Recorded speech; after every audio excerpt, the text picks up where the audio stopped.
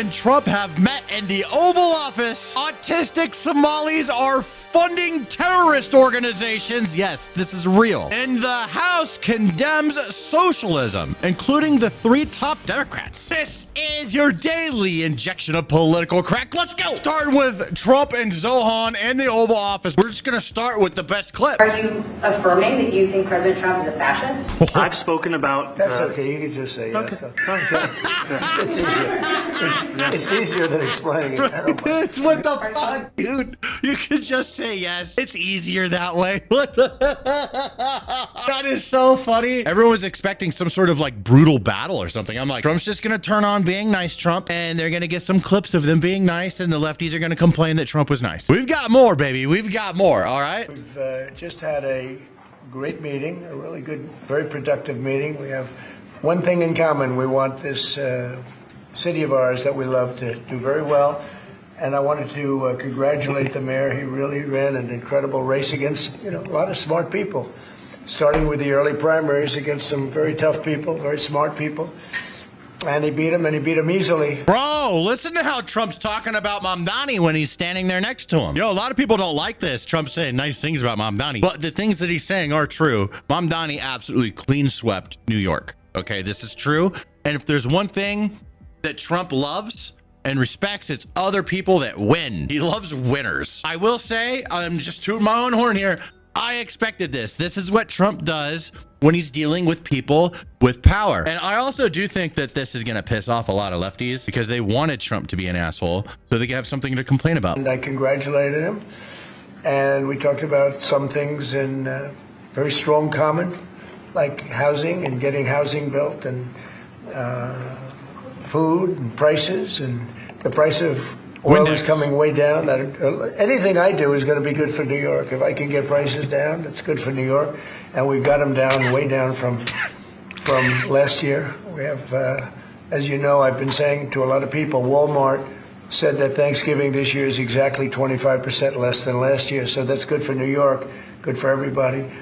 But I just want to congratulate. I think you're going to have, hopefully, a really great mayor. The better he does, the happier I am, I will say. There's no difference in party. There's no difference in anything. And we're going to be helping him to make everybody's dream come true, having a strong and very safe New York. And congratulations, Mr. Mayor. Thank you, Mr. President. Nobody expected that, but how can you? This is how Trump acts when he's in these situations. This is exactly how he treated Kim Jong-un. He's treating Mamdani the same way, okay? He's just really nice, he's cordial, and a lot of people forget that there are many different Trumps, okay?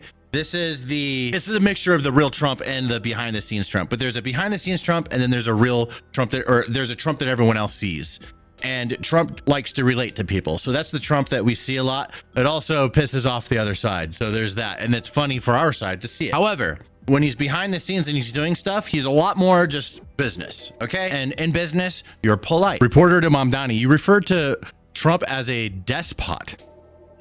Okay. So the reporters didn't really expect this either. They did not have the right questions prepared, and it ended up being really fun for all of us to watch. Mr. Mamdani, it sounds like you had a productive discussion, but just days ago you referred to President Trump as a despot who betrayed the country. You said you would be his worst nightmare and accused him of having a fascist agenda. Are you planning to retract any of these remarks in order to improve your relationship? I think both President Trump and I, we are very clear about our positions and our views, and what I really appreciate about the president is that the meeting that we had focused not on places of disagreement, which there are many, and also focused on the shared purpose that we have in serving New Yorkers. And frankly, that is something that could transform the lives of the 8.5 million people who are currently struggling under a cost of living crisis, with 1 in 4 living in poverty. Cost of living crisis. This is a real thing, to be honest. We all know that, like, we can't just go afford to live in fucking New York, dude. That shit's expensive as fuck. Like, the average person is spending like $2,500 to $3,000 on rent. That's crazy expensive. So it's the right thing to try and make those people's lives better. So that's why Trump's playing ball. He's like, cost of living in New York is absolutely insane. How do we solve this? We'll see if Mamdani can do it or not. I don't know. And the meeting came back again and again to what it could look like to lift those New Yorkers out of struggle and start to deliver them a city that they could do more than just struggle to afford it, but actually start to live in it. And I've been called much worse than a despot, so it's not. He doesn't give a shit. Insulting. maybe I think he'll change his mind after we get to working together. Here's the other thing about Trump is that like he's really good at not taking past things personally, and he can move forward and work on stuff with people. He's not a person that holds lifelong resentment. Unless you're Rosie O'Donnell. President Trump says he thinks Zohran Mamdani wants to deport criminal aliens even more than he does. Okay, what? Let's see that clip. You both have differences when it comes to ICE agents Right. in New York City. Mr. Mamdani, you call ICE a rogue government entity. I wonder how you reconcile your differences on both of those issues. Well, I think we're going to work them out, and I think that if we have known murderers and known drug dealers and some very bad people, you know, we want to get them out. And the mayor wants to have peace. We discussed this at great length, actually, maybe more than anything else. He wants to have a safe New York. Ultimately, a safe New York is going to be a great New York. If it's not safe, no matter how well we do with pricing and with anything else, we can talk about anything you want. If you don't have safe streets, it's not going to be a success. So we're going to work together. We're going to make sure that if there's... Mamdani is nodding his head yes. This is wild. Zohran Mamdani just stunned the left by stating the simple truth. Even he couldn't ignore it. I could tell you more New Yorkers voted for President Trump in the recent election because of the cost of living. So maybe they have some shared interests here. You say you love New York City. Mr. Mamdani, does New York City love President Trump? New York City loves a future that is affordable, and I can tell you that there were more New Yorkers who voted for President Trump in the most recent presidential election because of that focus on cost of living, and I'm looking forward to working together to deliver on that affordability agenda. I got a lot of votes. One more. Go ahead. Yeah, I get a lot of votes. What the fuck, dude? That is so awesome. You're a billionaire. Would you be comfortable living in New York City under Zohran Mamdani? Yeah, I would. Wait, what? Okay, hold up. You're a billionaire. You have a different address nowadays than you used to, but you used to call New York City home. Would you feel comfortable living in New York City under a Mamdani administration? Yeah, I would. I really would. Especially after the meeting. Absolutely. What makes you comfortable? We agree on a lot more than I would have thought.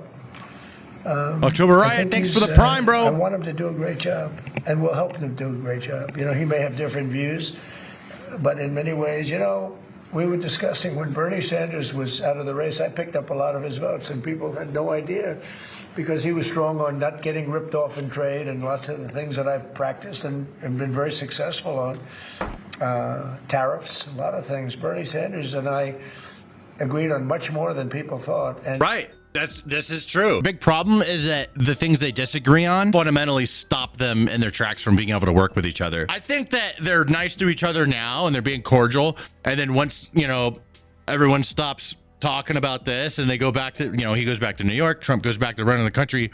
I think that they're going to go right back to talking shit about each other. But that's just my guess. It would be cool if it would be an example of like, hey, look, lefties, righties getting along, making shit happen for the people. It could happen, but you know. many of the Bernie Sanders voters voted for me. And I felt very comfortable, frankly, in seeing that and saying that. And, you know, it just turned out to be a statistical truth. But anybody got any more Windex? No, I feel very comfortable. I would feel very, very comfortable being in New York. And I think much more so after the meeting. Yes. But wait, there's more. Donald Trump just said with a smile on his face that he is totally okay with the fact that many of his own voters decided to vote for Zohran Mamdani in New York City. Zionists are about to have a meltdown. This is shaking everything up. I love it. Like, there are righties that are crashing out about this. There's lefties are crashing out about this. This is getting all over the place. This is not what anyone expected. I think you feel very, very strongly about peace in the Middle East. I think We desperately want it, and that's something that I shared with the president, that when I spoke to New Yorkers who had voted for the president last November on Hillside Avenue and Fordham Road, I asked them why. I heard again and again two major reasons. One was that they wanted an end to forever wars. They wanted an end to the taxpayer dollars we had funding violations of human rights, and they wanted to address the cost of living crisis. And I appreciated the chance to discuss both of those things. you said a lot of my voters actually voted for him, and I'm okay with that. Yeah, wild, right? I mean, I don't know. Obviously, these guys just kind of got along with it, you know? But hey, here we go. Hold up. So I just want to show you guys. Here's what Zohran was saying just a day before the meeting. Just to help appreciate, like, the cordialness, let's listen to what he was saying just a day ago. My administration would be Donald Trump's worst nightmare. I have many disagreements with the president, and I believe that we should be relentless and pursue all avenues and all meetings that could make our city affordable for every single New Yorker. I intend to make it clear to President Trump that I will work with him on any agenda that benefits New Yorkers. So the bottom one is what he said just before he met with Trump. When it came down to the wire, Mamdani himself, he came in, and since he didn't come in swinging, Trump wasn't swinging. If Mamdani came in swinging, Trump would have started swinging. Nobody started swinging. It was a cordial meeting. Everyone surprised Pikachu face. In other news, autistic Somalis are taking benefit money and using it to fund terrorist organizations. Yes, our tax dollars are literally funding Islamic terrorism. Since 2014, terror group Al-Shabaab has killed more U.S. citizens than any other Al-Qaeda affiliate. The group is Al-Qaeda's wealthiest component, thanks to U.S. taxpayers. What the fuck? How did we let this happen? It has been revealed that Somalians in Minnesota have been using fraudulent autism Medicare claims to fund the Somali terror group Al-Shabaab, with claims raising from $3 million in 2018 to $399 million in 2023. Holy shit. Holy shit, bro. What the fuck? Autism rates. 1 in 31 toddlers in the United States. 1 in 16 Somali toddlers in Minnesota. That's weird. What the fuck? That's strange. Minnesota autism spending 2018, $3 million. Minnesota autism spending in 2023, $399 million. What the fuck? You gotta be kidding me, bro. They're feeding all the Somalian migrants Tylenol. This is Tylenol's fault, 100%. I could smell it. Yo, Archie, I just wanted to say, even though this is happening, I think that American Somalians are better than UK Somalians. No, UK Somalians on top. UK Somalia is number one. You're about to get severely pissed off, all based on a report that's out today about the Somali community in Minnesota and how it's stealing your money. Here is how it goes. Somali parents would get into this scheme of claiming that their child had autism when the child really didn't have the autism. That's right. So what would happen is that they would They're not retarded? I thought they really were retarded. take their children to one of many different clinics What's up, my fellow Tylenol Somalians? that popped up all over the state in the last couple of years, all under Governor Walz. They'd walk in, they would pretend like their kids had autism. They would get kickback payments anywhere between $300 to $1,500. The more you pretended your kid had autism, the more services they need, the more your kickback. And these parents weren't stupid. What wound up happening is the scam was so huge that more autism centers were all starting to rack up. They went from 40 to like 300 and change. And so what parents would say is, give me more money. And if you didn't give them more money on a kickback, they went to another center. And the reason why other places didn't get involved with this is because the Somalis said they needed specific centers for them to be more delicate to the Somali needs. Now, to put this all into size, keep in mind that the community of Somalians, they are tripling the amount of autism claims when measured through the rest of the state of Minnesota. So it's a total scam. And this continued to grow and grow, so much so that if you go back to 2018, autism claims were $3 million. By 2023, $400 million, and you've been paying for all of it. Some of that money going towards donations for the campaign of Ilhan Omar. Really? Oh, dude, I hope they trace that. That would be crazy. That's what they're reportedly saying, all happening under Governor Walz's watch, you know, Tampon Tim. But to make all of this worse, the money was being sent in many cases back over to Somalia. And that money, when it got to Somalia, was funding terrorism. That's right. Al-Shabaab and Al-Qaeda's greatest funder are the taxpayers of Minnesota and the United States of America. Now, Al-Shabaab has killed more Americans than anybody else. So basically, this is what it is. They're stealing your frickin' money. We bring them over here, invite them over here to become part of America. Doesn't this guy look kind of like Charlie Sheen? You tell me why we need all these Somalians. Why do we need Ilhan Omar? And then they That looks like Charlie Sheen. sit there and they say, screw you. They take your money and they fund terrorism.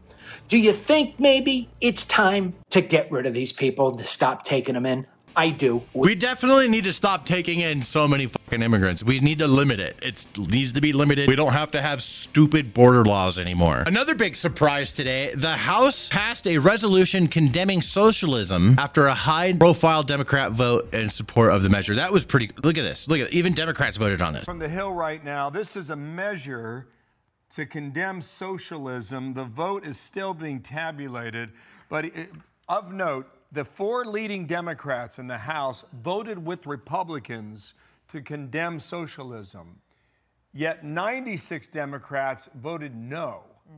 So those are the Democrats who voted with Republicans: Jeffries and Catherine Clark, Pete Aguilar and Ted Lieu. So that vote is in, and the big meeting happens in a couple hours, White House, with the Democratic Socialists out of New York meeting with President Trump today. At the end of the day, I don't think any of this fucking matters. I don't even know why they're wasting time on this. So Matt Walsh had a really interesting thing to say about this. He says they just voted to fund the food stamp program a few days ago. Now they're condemning socialism. Totally meaningless and hypocritical. Not impressed at all. Yeah, because we do have like a lot of socialist aspects in our society. It's not like just full on socialism though, but there are like aspects of it in our society. So just condemning, it's all theater. At the end of the day is what I wanted to say. I love this part. And now it is time for Daily Crash Out. Starting with this woman, you can be completely obese and still be healthy. She makes great points. You can't argue with that logic. As a fat, this is fat rationalizing. 50 pounds can be healthy. Actually, I know a lot of people who are over that weight who are completely healthy and their doctors say their lab work is great. Okay, but while they might be healthy now... Bro, you're looking at the window. She's talking to the window. You're so lazy. If you're gonna do your fucking video, you might as well do it right. You gotta sit in one seat, then sit in the other. You're looking at the window. It doesn't make fucking sense, you stupid fat dumbass. Okay, but while they might be healthy now, they're gonna have health problems down the line. And you could too. What? You also could have health problems down the line. You're just not aware of them yet. Okay, but like, fat people have a higher chance of getting those health problems. Actually, studies show that those health risks can be mitigated by pursuing healthy behaviors. Okay. You can't tell if a fat person is pursuing healthy behaviors or not just by looking at them.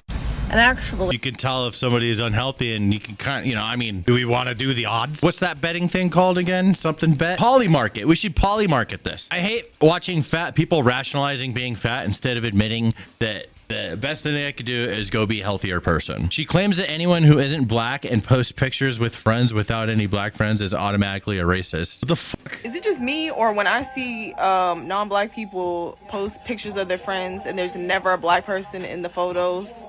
Like, you always posting all your friends, you never around a black person, automatically think you're racist. Some areas just have less black people in them, dude. It's not that fucking complex. What the fuck? Y'all don't think that that's weird? To me, it's an automatic red flag every single time. Now, if you're just hanging out with your family, that's a different story. But if you post your friends all the time... And yeah, whatever. I'm glad that people like her do this, because then they just kind of like filter themselves out of being around you. We don't want people like you hanging around either. I'd be pissed if my kid was going into debt for this ridiculousness. Okay, here we go.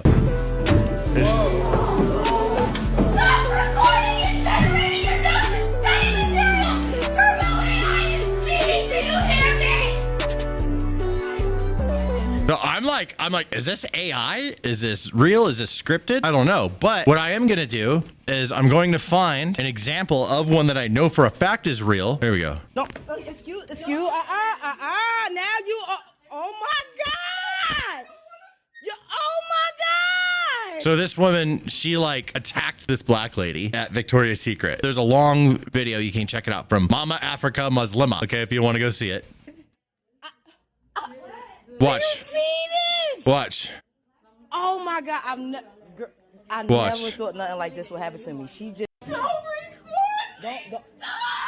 Oh, here we go. Check out. Watch. Then she does this.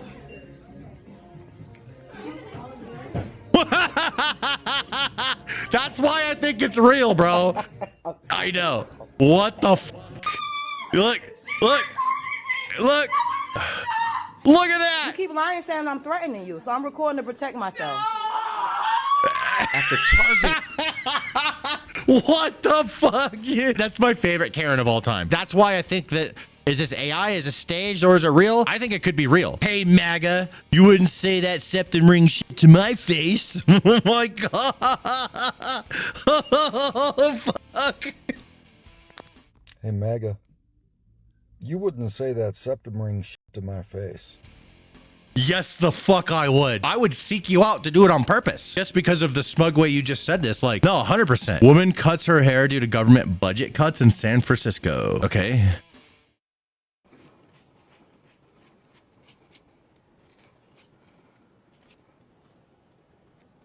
I hope that this is the only chop that our community has to witness. Thank you very much. Holy shit, that was cringe as fuck, dude. What the hell? Who gives a fuck about your hair? Only you do. I don't give a fuck about your hair. Shave your fucking head.